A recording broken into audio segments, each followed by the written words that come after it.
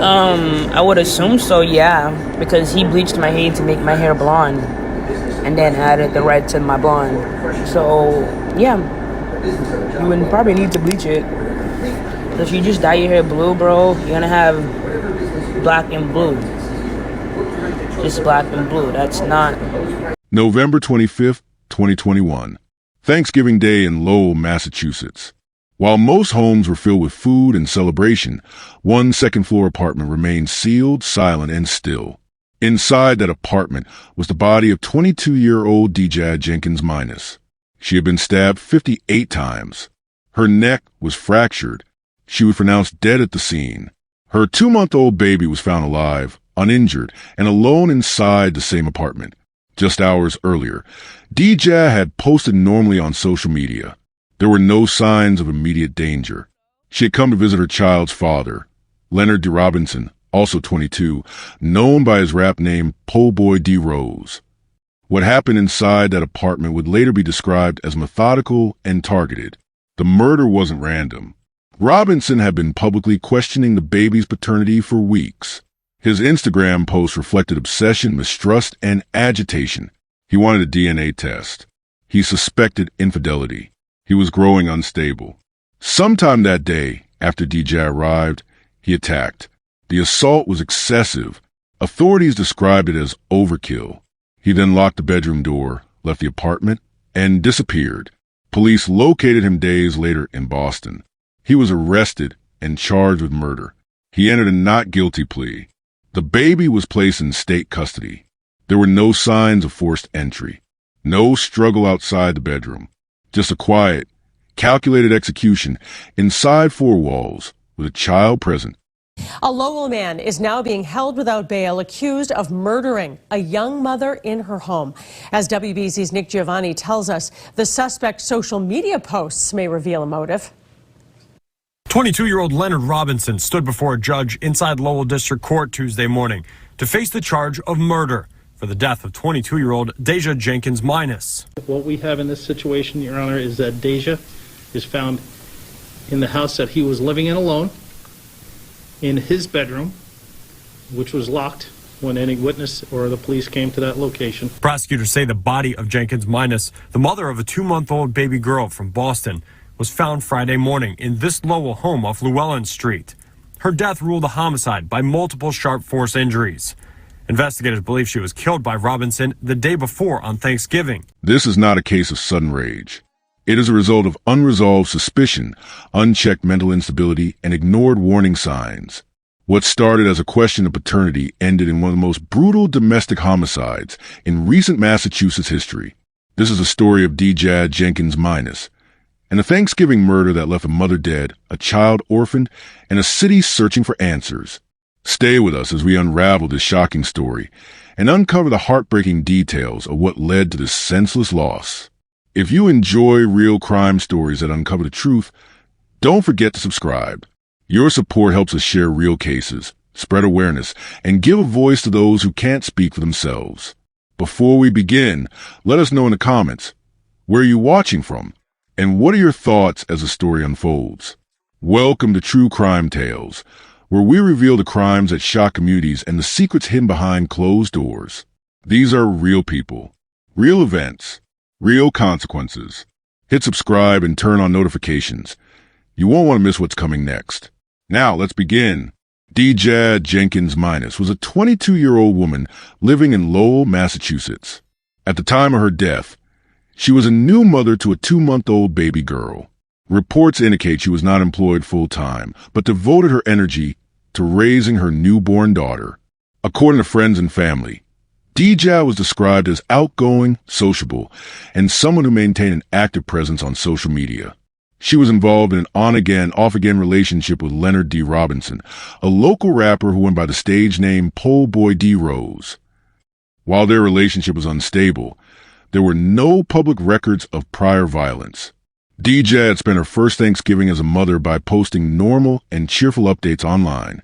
There were no indications from her posts that she was in distress or anticipating danger. DJ's family later described her as full of potential, stating she didn't deserve the violent end she faced. Her murder would later raise major concerns about domestic violence, overlooked red flags, and the dangers of unresolved conflict in volatile relationships. Leonard D. Robinson, age 22 at the time of the incident, was known in Boston's underground rap scene by a stage name Pole Boy D. Rose. While not a mainstream artist, he had cultivated a niche following on platforms like Instagram and SoundCloud. His music often portrayed the typical street themes: violence, betrayal, mistrust, but there were few indications that these lyrics would soon bleed into his real-life actions. Robinson grew up in Massachusetts and had a long-term, on-again, off-again relationship with DJ Jenkins Minus, who would later become a victim in this case. Those close to the couple described their relationship as unstable and emotionally volatile, with frequent separations and reconciliations. Despite the instability, the couple remained connected, especially after DJ gave birth to a baby girl in September 2021. In the weeks leading up to the murder, Robinson's behavior on social media shifted dramatically. Posts became more sporadic, cryptic, and emotionally charged. He began openly questioning the paternity of the newborn child, hinting that he did not believe he was the biological father. He wrote things like, "DNA test coming soon," "I ain't no fool," and "watch who you trust. Blood don't lie." Friends and followers began noticing that his social media presence had changed from promotional music content to personal rants and suspicious behavior. In private conversations, he reportedly expressed doubts to close friends about the baby's resemblance to him and accused DJ of betrayal. There is no public record that he ever requested or initiated a legal paternity test, but the obsession with the issue was evident across his digital footprint. He also made reference to feeling trapped and being played, words that, in hindsight, suggest a growing resentment toward DJ. These posts went largely ignored by his audience, chalked up to typical relationship drama. No one intervened or contacted authorities. Robinson's distrust had evolved into a near-constant fixation. Starting in late October 2021, his Instagram feed included subtle accusations and confrontational captions.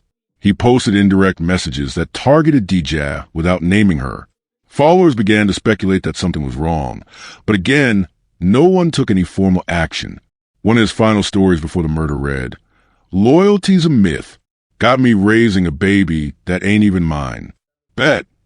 That story disappeared after 24 hours, but screenshots circulated in private messages. Several friends allegedly confronted Robinson about the tone of his posts. Some advised him to calm down. Others encouraged him to take the DNA test. There's no record he ever followed through. In messages recovered by investigators, Robinson vented to multiple contacts that he had been lied to and said he would get the truth out of her one way or another. The tone of his messages became increasingly aggressive and detached. The week of Thanksgiving, Robinson appeared to go quiet online. No news stories, no recent posts, no interactions. Friends who typically heard from him daily noticed the silence, but assumed he was with family or laying low. In reality, this quiet period may have represented the moment he began premeditating his next steps. He was still in contact with DJ at the time. Phone records show that she had communicated with him multiple times, possibly coordinating a visit. It's believed that DJ had intended to visit him to allow him time with the baby during the holiday, even though their relationship was still strained. There are no public reports of an active restraining order or criminal domestic complaints filed between them, so there were no legal boundaries preventing their interaction. On the morning of November 25th, 2021, Thanksgiving Day, 22-year-old DJ Jenkins Minus arrived at the Lowell, Massachusetts apartment of her child's father, Leonard D. Robinson. The two had an on-and-off relationship but were reportedly attempting to maintain contact due to the recent birth of their child, a 2-month-old baby girl. Public records show there were no previous reports of physical violence between them filed with the police, although social media posts from Robinson in the weeks prior revealed a growing fixation on questioning the paternity of the child. At some point during that day, a violent altercation occurred. The exact time of the murder has not been determined due to inconsistencies in the suspect's timeline and the lack of eyewitnesses. However, forensic investigators estimate the killing took place sometime in the early afternoon based on the state of the body, when found in time of death calculations. DJ Jenkins Minus was stabbed over 58 times. The attack was concentrated across the torso, neck, and upper limbs. According to the autopsy report, She also sustained a fractured neck, suggesting significant blunt force trauma in addition to the knife wounds. A Lowell man is now being held without bail, accused of murdering a young mother in her home. As WBZ's Nick Giovanni tells us, the suspect's social media posts may reveal a motive.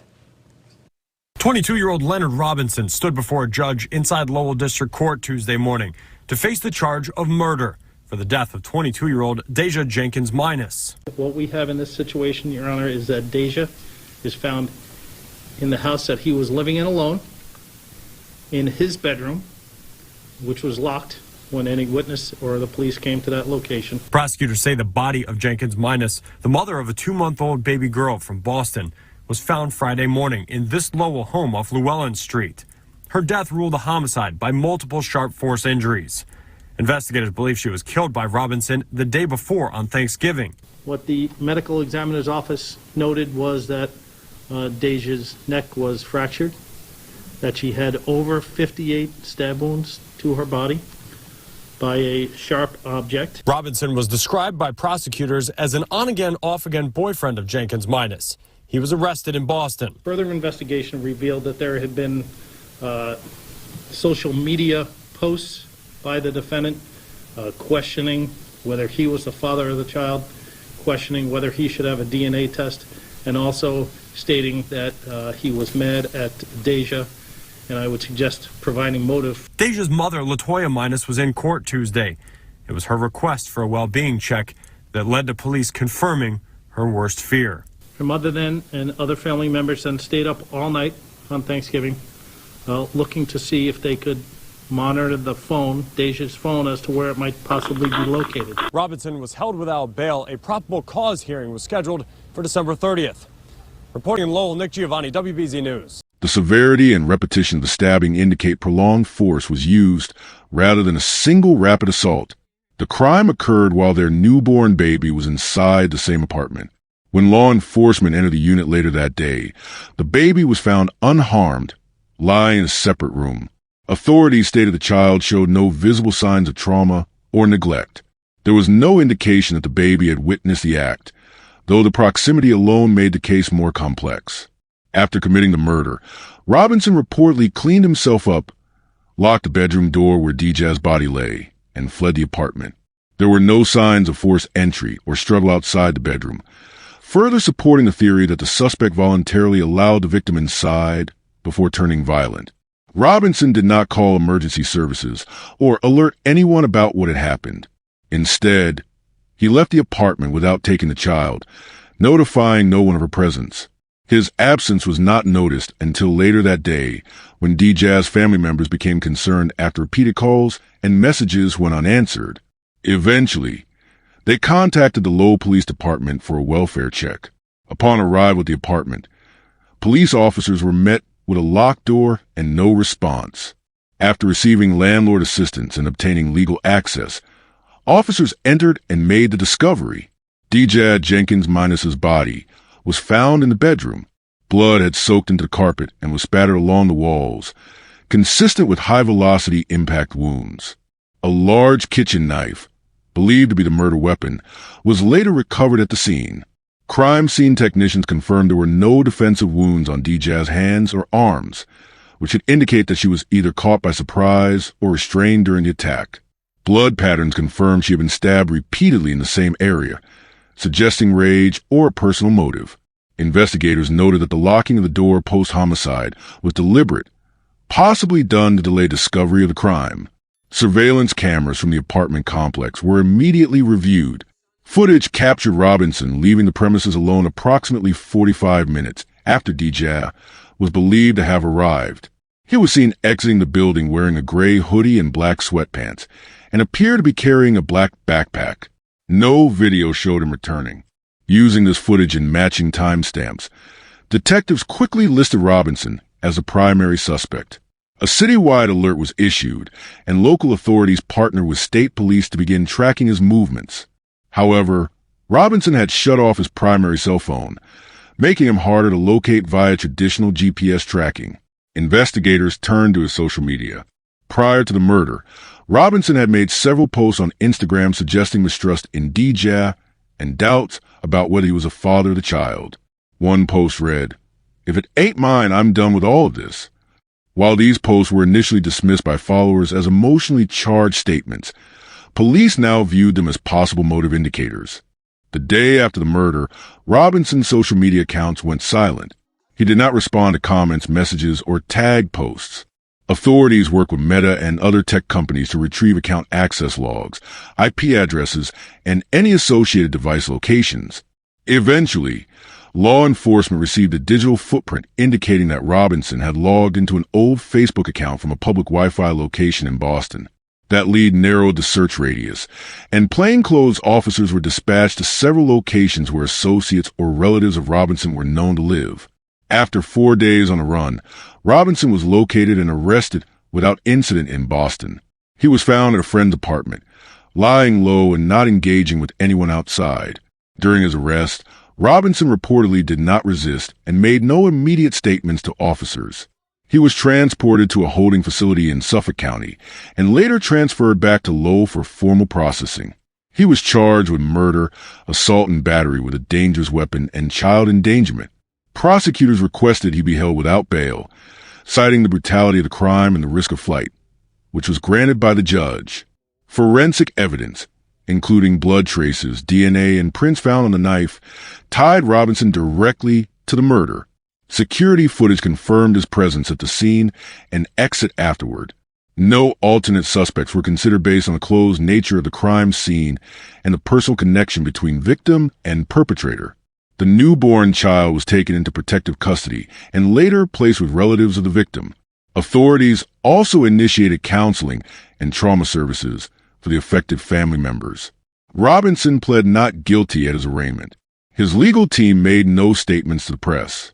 A probable cause hearing was scheduled, and the case was prepared for trial with over 30 pieces of evidence submitted by the prosecution. Should social media posts be taken more seriously when they involve threats or suspicious comments, even if they seem vague? Could this murder have been prevented if someone close to Robinson had intervened or reported warning signs?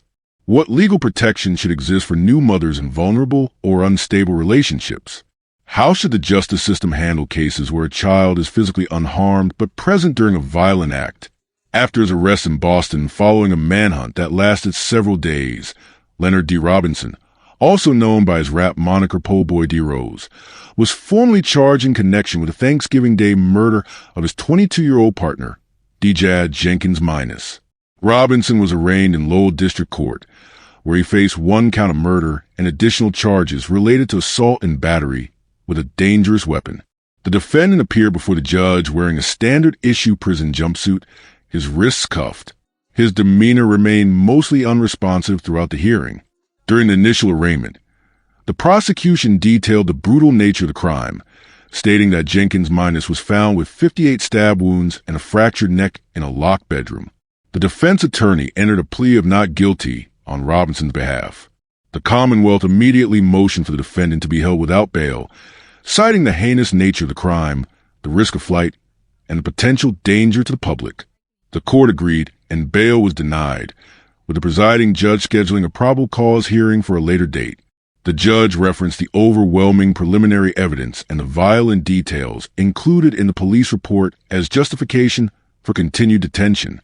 In the weeks following the arraignment, the case moved to preliminary hearing phase, where both sides began laying the foundation for their legal arguments. At this stage, the mental state of Robinson became a focal point for the defense. They suggested he may have been suffering from emotional instability brought on by stress, lack of support, and psychological trauma linked to doubts over paternity. They hinted at the possibility of pursuing an insanity defense, requesting a psychiatric evaluation. The prosecution, however, focused squarely on motive and premeditation. They introduced a set of social media posts made by Robinson in the weeks leading up to the murder. In these posts, the defendant made indirect references to the newborn child possibly not being his.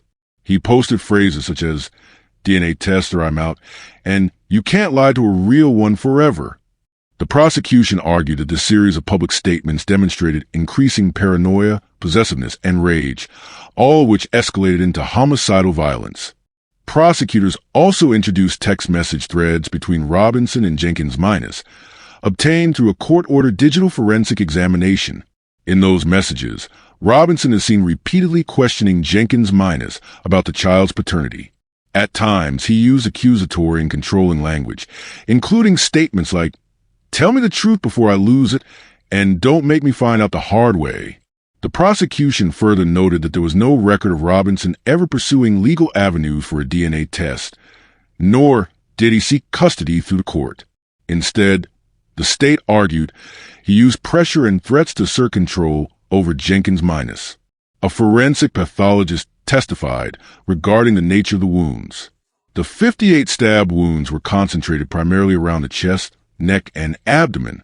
The medical examiner confirmed that the pattern of the wounds suggested rage and overkill rather than a momentary loss of control. Additionally, defensive wounds were observed on the victim's arms, indicating she had attempted to fight off the attack. DNA evidence collected under her fingernails matched Robinson's. Investigators also recovered blood-stained clothing and a discarded knife from a trash bin near the apartment building. The blade matched the dimensions of the wounds found on Jenkins Minus's body. A fingerprint on the knife's handle was matched to Robinson. Together, the digital evidence, forensic analysis, and eyewitness accounts created a framework that directly tied Leonard D. Robinson to the killing. The case was officially bound over for trial in Middlesex Superior Court, where the defendant would face the possibility of life imprisonment without parole if convicted. News of the murder spread quickly across Massachusetts, particularly in Lowell and Boston, where both the victim and suspect were known. In the days after the incident, members of the community organized vigils to honor the life of Dejah Jenkins Minus. Candles, photographs, and floral arrangements were placed near the apartment where she was killed. The site became a temporary memorial, drawing both residents and media attention. At the vigils, local activists and family members called for greater awareness of domestic violence, especially among young couples and new mothers. Community members spoke about the importance of recognizing early signs of abuse, manipulation, and psychological control. The Jenkins Minus family released a public statement through their attorney. The statement read, "Dejah was a bright light in our lives. Her daughter was her joy. No family should ever have to endure this level of violence. We demand justice, not just for Dejah, but for every woman who has been silenced by domestic abuse. This should have never happened." The statement was shared widely on social media and picked up by local news stations. Meanwhile, online discussions surrounding the case began to focus on deeper societal concerns.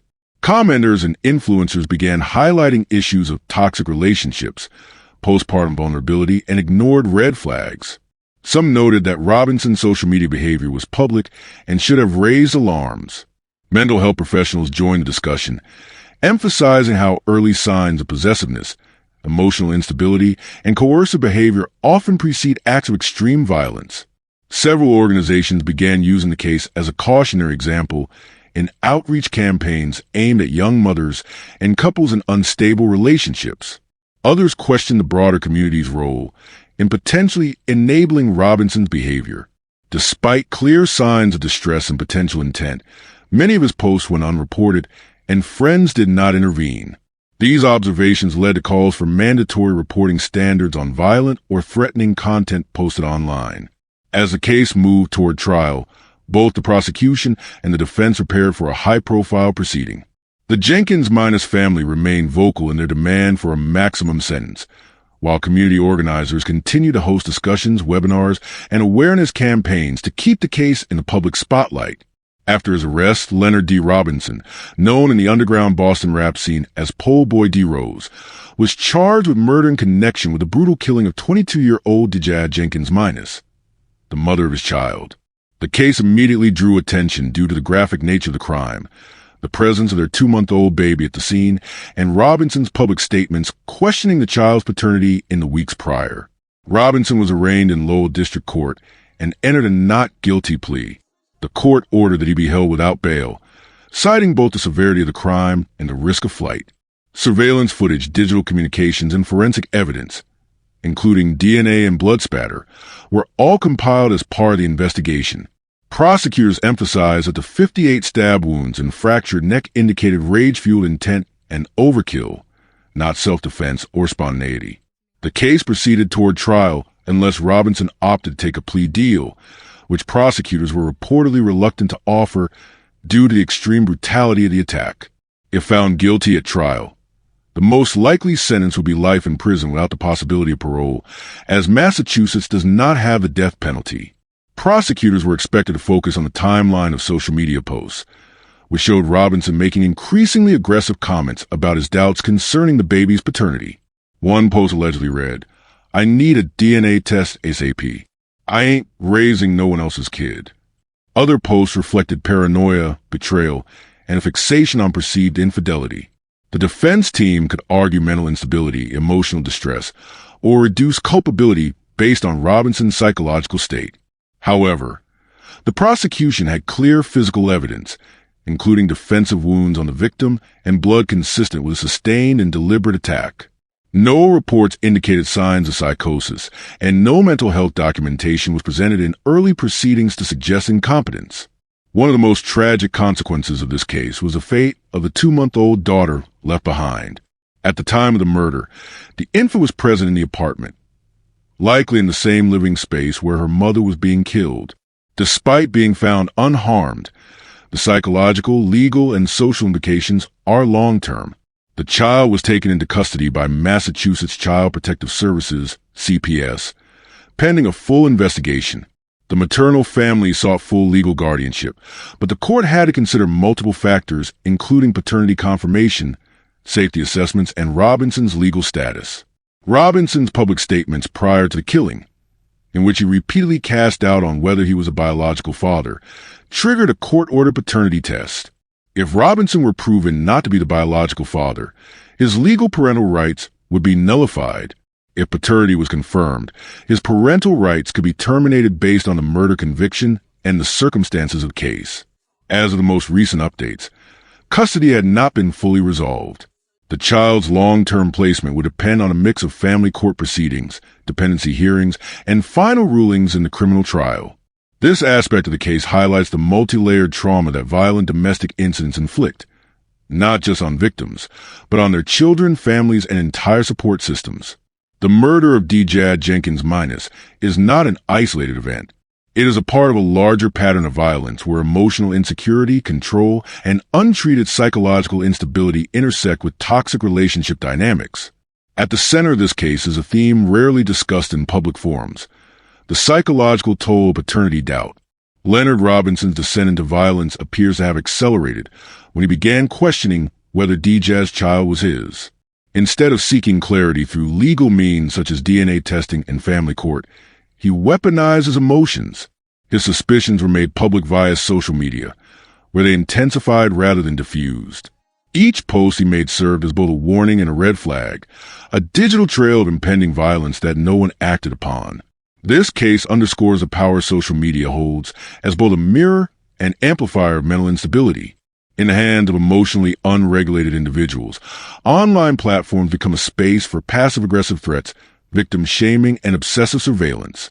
Robinson's case is a clear example of how public platforms can escalate private resentment into public tragedy. There were multiple opportunities to prevent this murder. Robinson's online behavior could have prompted intervention. Friends or family who saw the post could have alerted authorities. Dejad, possibly unaware of the level of danger she was in, might have felt obligated to keep peace for the sake of co-parenting, a sentiment many new mothers face under social pressure. The lesson here is not merely about the act of violence, but about the warning signs that were present, loud, visible, and unheeded. As this story closes with a courtroom sentence, the conversation must continue beyond the legal system. Dejad's daughter, now growing up without a mother, represents a long-term cost of ignoring escalating abuse, failing to act on social media threats, and overlooking psychological instability. This is not about emotion. It is about awareness, law, prevention, and accountability. Do you believe Robinson's obsession with paternity was the sole motive, or were there deeper issues at play? Were his posts an expression of unresolved mental issues, or were they clear premeditations of violence? Could this murder have been prevented if warning signs were taken seriously? Should social media platforms or followers bear any responsibility when violent language is used publicly? What role does social media play in amplifying paranoia or emotional instability in modern relationships? Does online exposure fuel insecurities that might otherwise be managed privately? How should we protect new mothers in vulnerable domestic relationships? What early warning systems, legal protections, or community services should be improved? Should questioning paternity be a legal process, or is it emotional manipulation when done outside the court system? Is it fair for a man to demand a DNA test on social media, or should such matters only be handled by legal authorities? If you found this story as gripping and heartbreaking as we did, don't forget to like this video and share it with others. And if you want to hear more true crime stories that uncover the mysteries behind these tragic events, make sure to subscribe to our channel and turn on the notification bell. You won't want to miss our latest stories, updates, and discussions. Thank you for joining us on this journey to seek justice and explore the truth. Together, we can make a difference. Until next time, stay safe and stay aware.